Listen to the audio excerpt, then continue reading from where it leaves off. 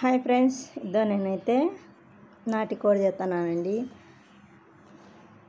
ఎర్రగడ్డలు వచ్చేసి టమాటకాయలు, జీలకర్ర, ఆవాలు, పోపు గింజలండి. 2 స్పూన్ల ఆయిల్ వేసినాను నేను. ఆయిల్ వేసిన తర్వాత కొద్దిగా వేయించాలి. అదే ఇంకా టమాటో వేసినానండి.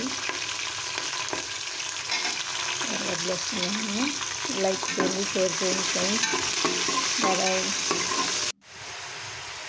దాన్ని అలా తర్వాత మానిచ్చి చికెన్ వేసి పసుపు కారం వేసినానండి. నేనైతే 2 స్పూన్లు వేసినాను.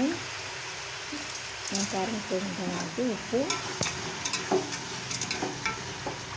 ఇంకా నూనెలో మగ్గనిచ్చిన తర్వాత ఫ్రెండ్స్ అంతా ఇట్లా బాగా ఉడికిన తర్వాత నేనైతే మసాలా వేసాను. కొబ్బరి తెలవాయి వేసి కొత్తిమీర ఇంకా బాగా కలిపిన తర్వాత 15 నిమిషాలు నాకు బాగా ఉడకబట్టేటప్పుడు నేనైతే కొద్దిగా వాటర్ వేసి 2 సార్లు అట్లా కలిపి విజిల్ మూత పెట్టేస్తున్నానండి. ఫ్రెండ్స్ 6 విజిల్లు అయితే వచ్చేసినాయి నాటుకోడి గట్టి.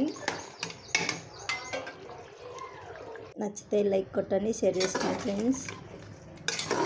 అంతా ఉడికిన తర్వాత మేమైతే కొద్దిగా చేసుకుంటాము. మెత్తగా ఉడికిపోతుందండి.